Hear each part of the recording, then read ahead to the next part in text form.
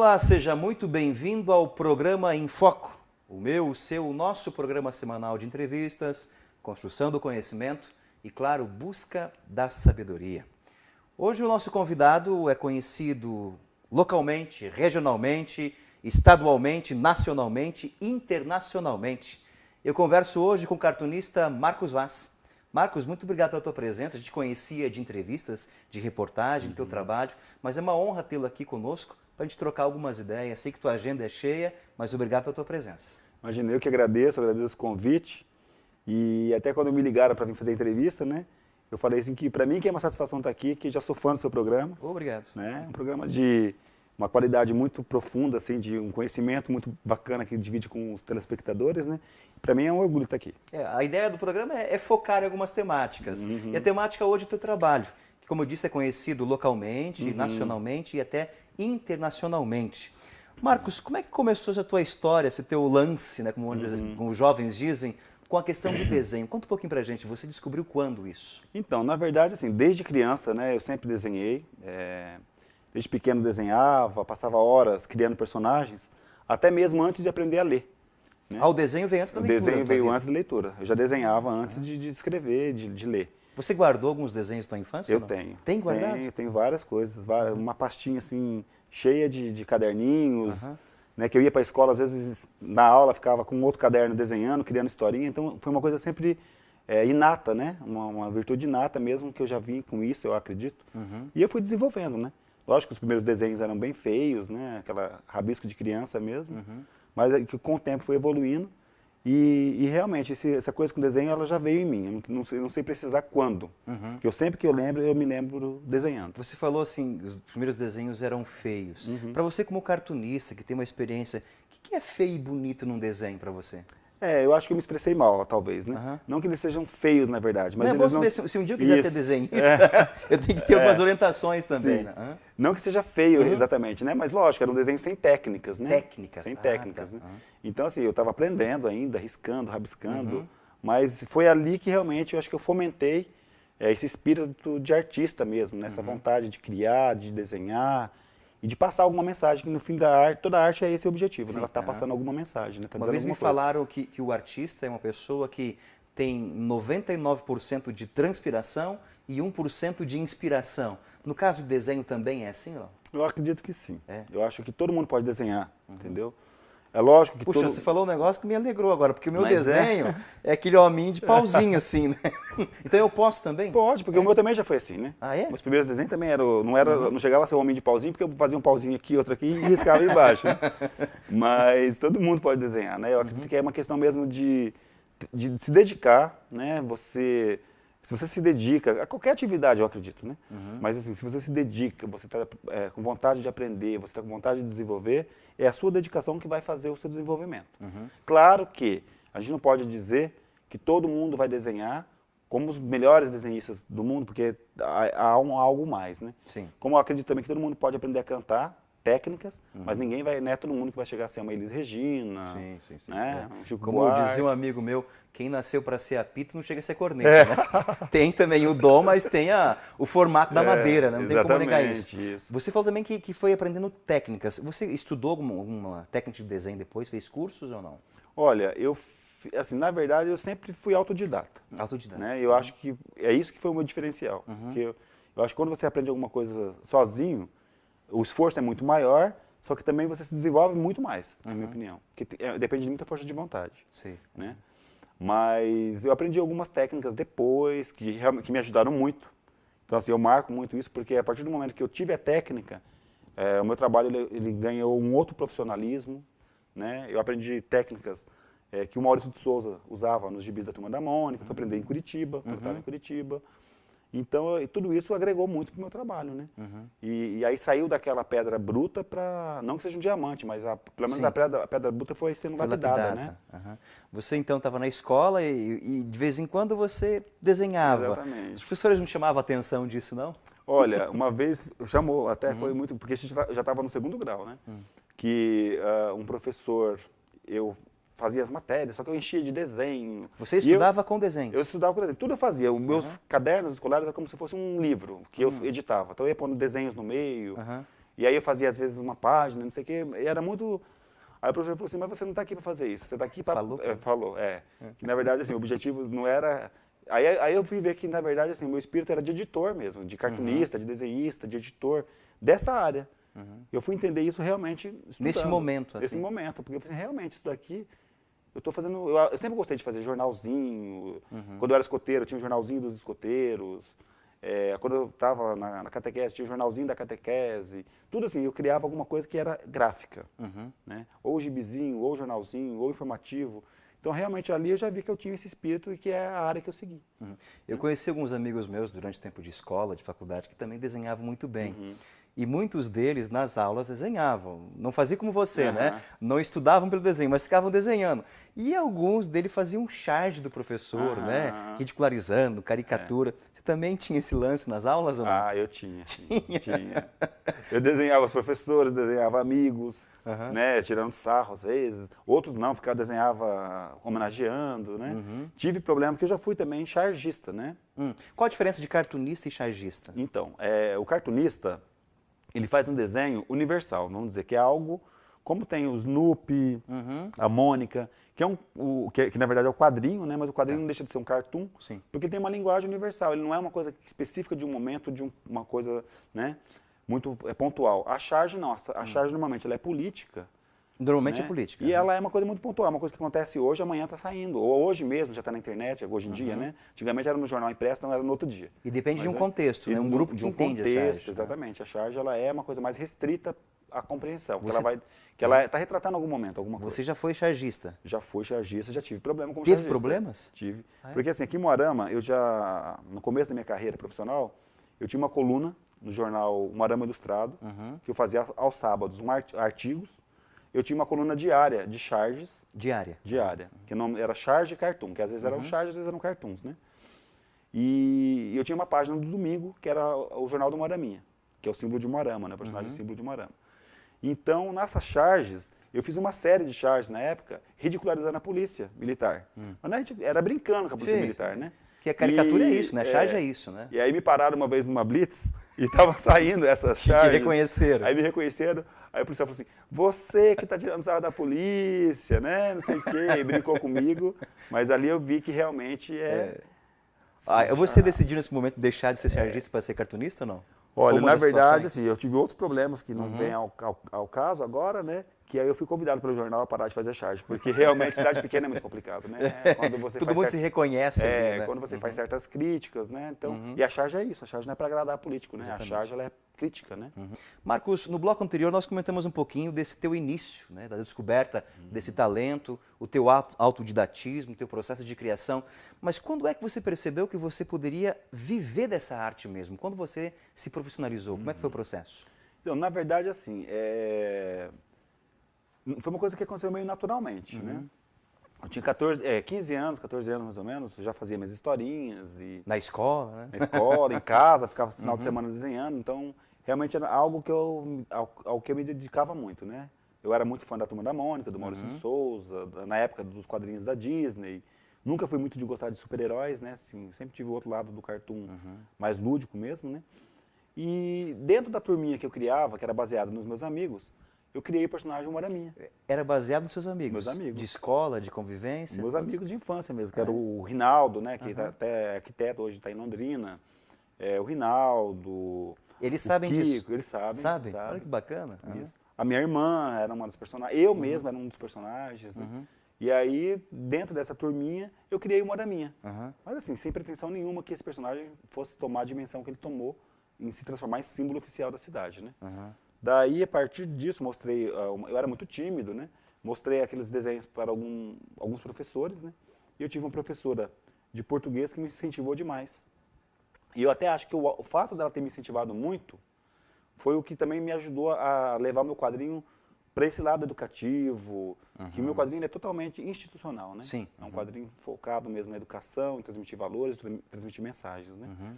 E eu acho que foi fundamental a importância da educação, né, do professor realmente ele ir além do que ele se propõe, que não é só passar conhecimentos, né, mas valores mesmo. Aí ela te incentivou e você fez o que com esse material? Então, o Moaraminha estava pronto ali? O Moaraminha estava pronto. Tá pronto. Daí, por uma ideia dela até, a gente foi levar esse trabalho para mostrar para o prefeito, levar para o vereador. E os vereadores, por sugestão do então vereador, que era o Aragão Filho, ele sugeriu que esse personagem fosse incluído na lei orgânica, como símbolo. Porque naquela época, né, era 1990, a gente já havia feito o projeto, tudo. Aí ele deu essa ideia de que se transformasse em símbolo da cidade. A nossa ideia, quando eu criei o projeto Moraminha, não era que ele fosse símbolo oficial. Sim. Era um símbolo carismático, era um personagem que seria o mascote da cidade, né? E eu fui levando, então eu desenhei, por exemplo, o cartaz da Feira Exposição, com Moraminha, e eu fiz vários eventos. Ele estava presente em todos os eventos da cidade, estava presente. Como o mascote mesmo, o garoto propaganda da cidade, né? Mas isso não foi rápido, então isso foi dos meus 15 até meus 18, né? Eu criar o personagem, registrar, eu criei ele com 15, com 18 eu registrei na Universidade Federal do Rio de Janeiro, né, na Escola de Belas Artes. E aí no ano seguinte, com 18 anos, eu fiz o projeto Moraminha. E aí no outro ano, em 90, quando eu tinha 19 anos, ele foi realmente daí instituído como símbolo oficial da cidade. Falando assim, parece que é fácil, mas lógico que houve toda uma estrada, toda uma luta, vamos dizer assim, para conseguir até realmente do começo ao fim desse trabalho, né? Isso. Vamos mostrar aqui para o pessoal que está em casa também. Claro que tem em casa conhece o teu trabalho, né? Isso aí é um símbolo do Moarama. Isso. Mas o Moaraminha, ele faz sucesso realmente, né? Trabalhado com as crianças, né? Sempre com temáticas sociais. Sempre com temáticas socioeducativas, socioeducativas. Né? Isso. Ele, inclusive, agora eles colocaram ele nas praças. Não sei se você chegou a ver aí na cidade. Sim, vi. Tem várias praças que eles colocaram o boneco, né? Então, assim, é o boneco com a lixeira. Então, agora nós vamos desenvolver uma campanha educativa, com o Moraminha também, falando da importância da coleta seletiva. Que, como a gente falava nos bastidores, que já há tanto tempo, né, é feita em Curitiba. Sim, né? sim. Na sua infância já faziam lá, né? Quando eu morei em Curitiba, estudei em Curitiba, educação básica, era a família Folha, não tinha ainda o Curitibinha, né? Exatamente. Marcos, mas como é que se deu esse processo? Você estava com o Moraminha pronto, né, para ser lançado, mas de repente você vai para Curitiba e trabalha com a prefeitura e começa a ser conhecido nacionalmente. Como é que foi esse lançar para o nível nacional? Então, é muito interessante ter essa colocação, André, porque eu lancei o Moraminha em 90, né? E uma semana antes de lançar, eu consegui que esse projeto tivesse uma repercussão nacional, porque o Moarama foi a primeira cidade no Brasil a adotar um personagem de história em quadrinhos como símbolo oficial. Ah, que bacana. Então isso saiu na revista Veja Nacional, saiu na Folha de São Paulo, né? E aquilo ali já lançou meu nome a nível Brasil. Foi né? conhecido já. Foi conhecido, porque foi a primeira cidade do Brasil, então realmente teve uma repercussão muito grande. A partir disso, a Unipar, né, não era Unipar ainda, eu estudava letras na FAFIL, Faculdade de Filosofia, Ciências e Letras de Moarama. O pessoal da Dona Neiva, né, e o pessoal da faculdade pediu se podiam usar o Moaraminha no Guia do Vestibulando. Mas automaticamente disse que sim, né? Sim, automaticamente falei que sim. E foi a melhor coisa que eu fiz, porque daí eu ilustrei para eles todo o Guia do Vestibulando com o Moaraminha. E naquele ano, o Dr. Roberto Bacelar, que é juiz, né, juiz de direito, e ele é hoje presidente da Escola da Magistratura Nacional, ele veio morar em Moarama, transferido de Curitiba, e a esposa dele ia fazer vestibular de direito. E ela pegou o Guia do Vestibulando. E viu o Moaraminha. E naquele momento, o Dr. Roberto era o juiz nacional da AMB, Associação dos Magistrados Brasileiros, que estava selecionando os cartunistas que iriam para fazer uma seleção de cartunistas para escolher um, para ilustrar a Cartilha da Justiça. Que é esse trabalho teu aqui. Que é esse trabalho. Que a gente percebe, né? Isso. Cartilha da Justiça. Esse trabalho, então, amarrou para ser nível nacional. Amarrou para ser nível nacional. O que aconteceu? Ele me convidou para participar, e eu achei assim, mas como que eu perguntei quem está participando, né? Ele está lá, Maurício de Souza, Ziraldo. Básica, né? Aí eu peguei e falei assim, não, eu não vou participar, doutor Roberto, porque eu não vou ter... Você falou para ele que não ia participar? Que chance que eu vou ter de concorrer com o Maurício de Souza e esse pessoal todo. Ele falou assim, não, faça, que vamos ver, porque a minha esposa gostou muito do seu trabalho e eu também. Aí eu fiz, né, algumas páginas da cartilha, foi mandado para Brasília, na época o ministro da Justiça era o Maurício Corrêa, e aí ficou uma seleção, ficou o meu trabalho e o trabalho do Maurício para a final, né, dos juízes. E eu recebo uma ligação na minha casa, aí minha mãe fala assim, né, atendeu o telefone, quem que é? Ah, é o ministro da Justiça.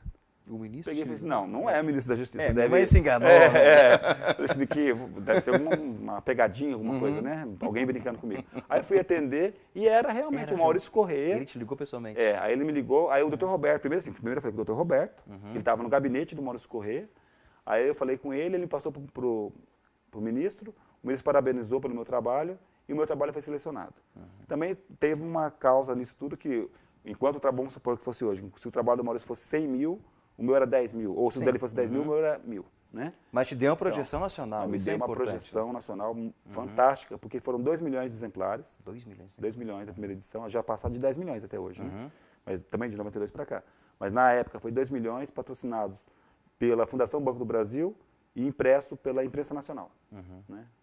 Imprensa oficial, Então, assim, foi um Você trabalho... tinha que idade neste momento Olha, da cartilha? na cartilha eu estava com... Quando eu lancei a cartilha, que foi em 92, eu estava com 21 anos. 21 anos. 21 anos. Como é que é para um rapaz, um moço de 21 anos, ter uma cartilha nacional, concorrer com Maurício de Souza, outros mais? Como é que ficou a tua cabeça nesse momento? Então, foi uma coisa muito interessante, porque realmente, foi o que você falou, hoje eu vejo como eu era novo, né? Porque já passou tanto tempo, que eu falo, meu Deus, como com 21 anos eu já tinha feito tudo isso, né? Realmente, era uma época que eu ainda estava muito jovem, né? No momento, assim, você não pensa muito, você só vai trabalhando e vai vivendo aquele momento, né? Mas a partir dali, dessa projeção da cartilha da Justiça, o pré-lançamento da cartilha foi em Curitiba. E na época o Rafael Greca estava entrando na prefeitura. Sim. Ele iria entrar em 93, na verdade. Isso era em 92. Então eu conheci o Rafael Greca, ele ganhou a campanha, e aí eu falei assim, eu vi a possibilidade. Falei assim, não, eu vou me mudar para Curitiba, porque o Moarama, meu trabalho já tinha... Tudo que eu podia fazer com o Moaraminha eu já tinha feito nesses 2 anos, né?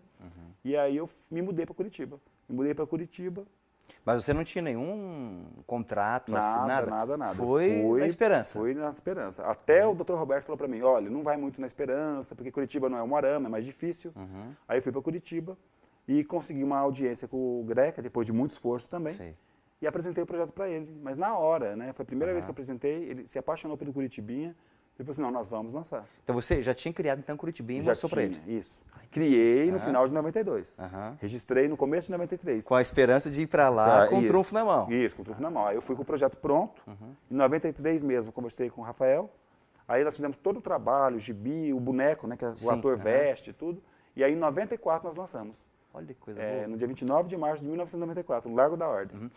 Marcos, no bloco anterior paramos naquele momento que você foi para Curitiba, com Curitibinha pronto, apresentou para o Greca e de repente vai trabalhar na Prefeitura de Curitiba, Secretaria de Educação, com Curitibinha. E foi lançado no Largo da Ordem. Né? Foi muito bacana. E como é que foi o lançamento lá do projeto? Olha, foi um momento histórico, né, para mim, assim, porque não foi tão... a gente não tem tempo, né, para falar tudo, mas lógico que dentro disso é um processo muito...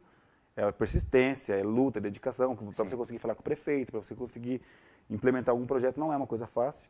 Mas daí, você chega no lançamento, assim, concretizou, né? Então, naquele momento ali, realmente aquele momento mágico de lançar o Curitibinha em Curitiba, foi a partir dali também que outras portas foram se abrindo para mim, né? Então, assim, eu lancei o projeto em Curitiba em 1994, em 93 foram os 300 anos, era para ter saído em 93, mas não deu tempo. Então ele acabou saindo em 94 e a partir dali eu fui contratado pela prefeitura, né? E a gente trabalhava publicando o gibi do Curitibinha, que tinha edições que saíam de vez em quando. Que iam para as escolas todas as escolas, os gibis com tiragem de 250 mil exemplares. E o jornalzinho do Curitibinha, que esse jornalzinho foi publicado de 1994 até o ano 2000, ininterruptamente.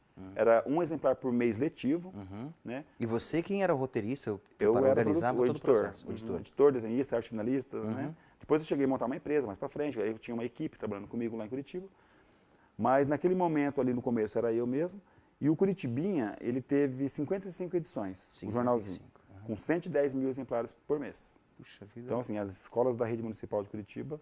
Assim, eu fiz muitos projetos. O projeto mais longínquo, assim, em continuidade, foi o Curitibinha. Falar em projetos, você me parece que tem um projeto que é internacional também, né? A gente pode perceber que uma das suas obras em francês. Como é que você explica esse negócio pra gente aqui? Então, essa daí foi uma cartilha também que eu fiz daí para a ANAMATRA, que é uma Associação Nacional de Magistrados, com a qual eu comecei a trabalhar no ano 2000, né?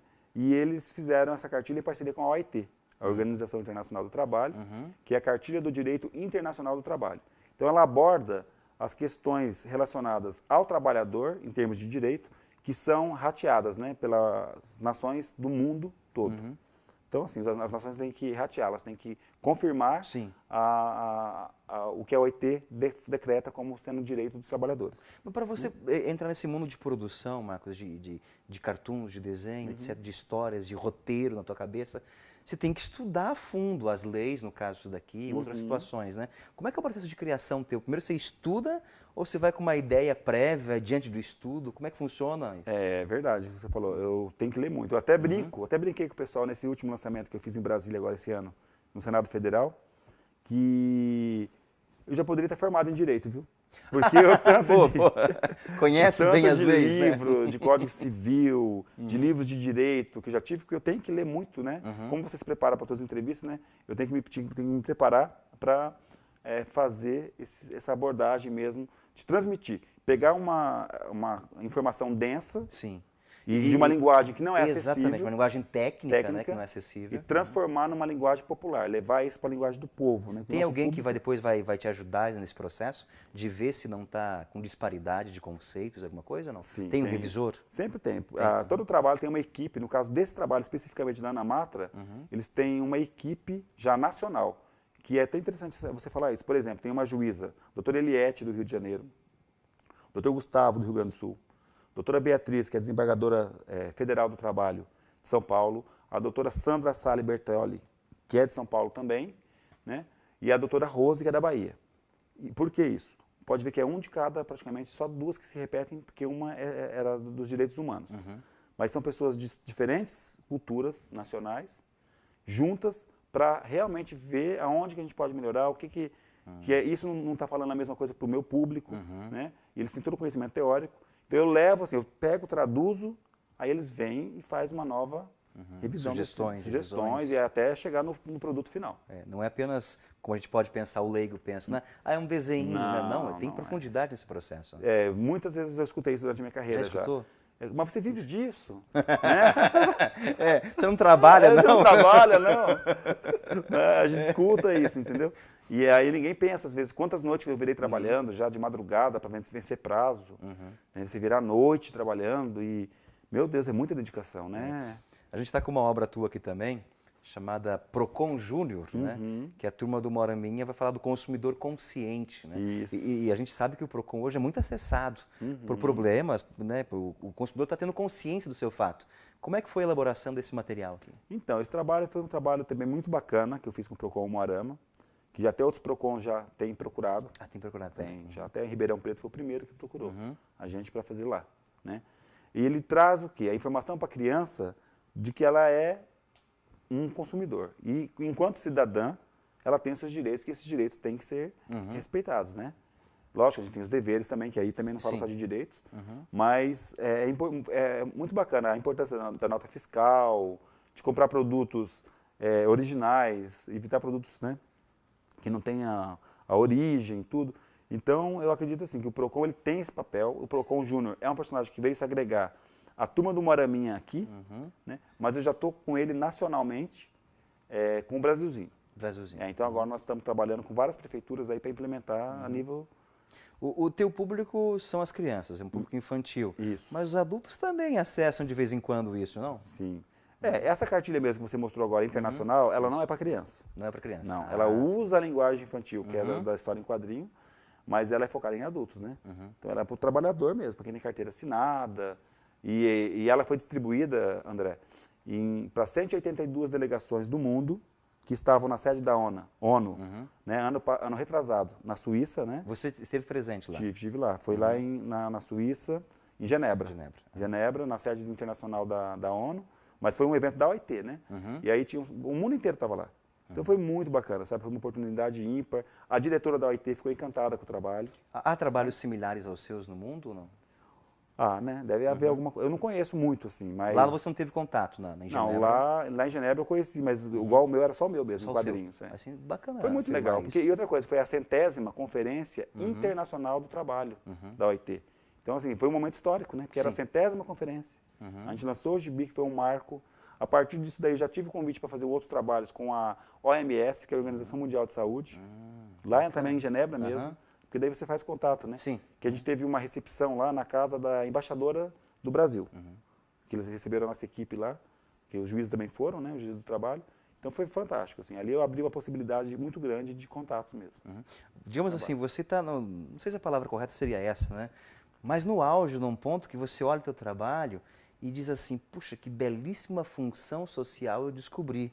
Porque não era apenas lá na escola fazer desenho, rabiscos, né? Não é só o fato de fazer desenhos, né? Você tem uma função social incrível, de conscientização, de educação, etc, né? Como é que você se vê hoje nesse momento, Marcos? Olha, até falar para você, assim, a partir dessas manifestações que tiveram no Brasil, que eu particularmente fiquei muito feliz de ver o povo na rua, em busca dos seus direitos, né? Alguma luz brilhou na mente das pessoas, né? E por eu ser da geração que nasceu na ditadura, né? A gente nasceu na época da ditadura, né? Repressão. E eu sempre tive essa consciência e esse espírito mesmo de que o povo se manifeste, que o povo entenda que o poder é do povo e o poder emana do povo para o povo, né? Os políticos não são para ser reverenciados, eles são nossos funcionários, são funcionários públicos, né? Não são para ser servidos, para servir. Estão ali para servir. Então, assim, quando você vê, eu acho que isso, o povo indo para a rua, é o maior resultado, por exemplo, que eu poderia ver do meu trabalho, que o meu trabalho sempre foi o quê? Ensinar a cidadania, ensinar as pessoas a pensar, por mais que seja um pouco, né? Às vezes um desenho inocente que parece que, não tá, que é um entretenimento, um passatempo, na verdade está trazendo uma informação, está pondo alguma coisa na cabeça das pessoas, para as pessoas pensarem, para as pessoas tomarem consciência de si mesmas, né? E para elas entenderem que elas são cidadãs, né? Que elas têm que exigir os seus direitos mesmo, né? E que direitos também, quando você fala em direitos, você também tem que ter o contraponto, que são os deveres, né? Então, assim, eu estou muito feliz mesmo de ver que o meu trabalho ele é educativo, ele é focado no social. E, na verdade, assim, ele começou por acaso também assim, que, na verdade, meu sonho era o quê? Era ter gibi de banca como o Maurício de Souza. Né? E hoje eu sei que não é esse o objetivo, nunca foi esse o objetivo, né? É aquelas coisas, né, André, que a gente não entende, né? Às vezes a gente é escolhido para fazer alguma coisa. Exatamente. Eu acho que os caminhos nossos, tem coisas que a gente escolhe, tem coisas que a gente é escolhido. Né? Então, assim, eu acho que eu tenho essa... Eu estou para servir. Eu estou aqui para servir. Né? Meu trabalho está aqui para servir. Servir quem? O povo. Que é a minha raiz também, né? Que é de onde eu venho. Se alguém quiser conhecer mais a fundo o teu trabalho, tem algum site, algum endereço para a gente poder acessá-lo? Tem sim. Tem um blog que eu atualizo pelo menos uma vez por semana, né? Que é blog.marcosvaz.com.br. Vaz com Z. Vaz com Z. blog.marcosvaz.com.br. Só acessar esse blog, ali, tem todo o trabalho presente. Blog tem. Ali tem o link para os meus sites, tem o site do Maraminha, do Curitibinha, do Paranazinho, do Brasilzinho. Tem o site da minha empresa, Marcos Vaz Produções, o link da minha ONG, né, que eu montei. Minha não, a ONG que eu ajudei a montar, que é o Instituto Brasilzinho, né? Aí tem o canal do YouTube, isso... Aí, coisa, né? Aí tem link para tudo. Tá? Marcos, se você fica contente com o teu trabalho, a gente fica muito contente com a tua presença aqui. Infelizmente o nosso tempo estourou, o tempo passa muito rápido. Obrigado mesmo pela tua partilha de vida e, acima de tudo, obrigado por estar trabalhando para a gente conhecer nossos direitos e nossos deveres, de uma forma que os nossos filhos vão ter muito acesso e a gente também pode pensar no mundo melhor. Obrigado pela presença. Imagina, André, eu que agradeço a possibilidade de estar aqui. Agradeço, né, a Unipar, né, através da dona Neiva, que é uma pessoa pela qual eu tenho um carinho imenso, pelo apoio que ela me deu naquela época, né, que eu lancei o Maraminha, que ela me chamou lá na sala dela e sem eu pedir nem nada, ela me deu uma bolsa de estudos aqui, na época que eu fazia. Sensibilidade, né? Sensibilidade, uma ação social que não é divulgada. Isso que é nessas que eu acredito também. Então eu quero agradecer também a dona Neiva, né? E ao pessoal aqui da Unipar por todo o carinho aí. Obrigado. Tá? E obrigado a você pela audiência. Até o próximo programa. Um forte abraço. Tchau, tchau.